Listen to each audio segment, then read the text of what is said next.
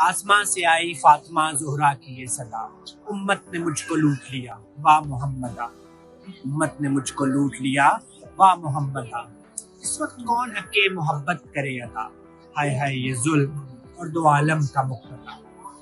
1900 जख्म है तने चाक चाक पर, ज़ैनब निकल हुसैन तड़पता है खाक पर।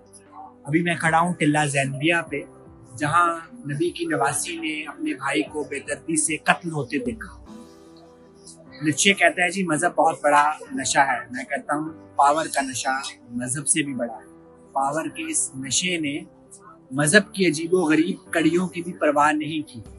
50 साल के अंदर मज़हब का नशा बैठ गया, पावर का नशा गालिब आ गया, नबी के ख़ानदान को तहवाला कर दिया। और यहाँ से उस बहन ने देखा कि कैसे उसका भाई, वो लोग जो उसके नाना का कलमा पढ़ते हैं, कलमा ना पढ़ो भाई, कलमा पढ़ते थे, उन्होंने यहाँ पे ये काम किया। और ये कोई इसमें सुन्नी शिया वाली बात नहीं, एक इंसानियत का अलमिया है। पीछे बैकग्राउंड क्या है, कौन सही था कौन गलत था, इमाम आए नहीं आना चाहिए था, जो भी एक कहानी थी वो एक तरफ, लेकिन जो इंसानियत पे जुल्म हुआ वो हम सबके सामने। और अगर हमारा ये ख्याल है कि मज़हब की लड़ी दुनिया में आगे इंसानियत पे जुल्म को रोक देगी, तो हम बहुत गलत हैं। उसके लिए हमें और बहुत से काम करने पड़ेंगे, क्योंकि सिर्फ मज़हब नबी के 50 साल बाद भी इस जुल्म को नहीं रोक सकता। Thank you.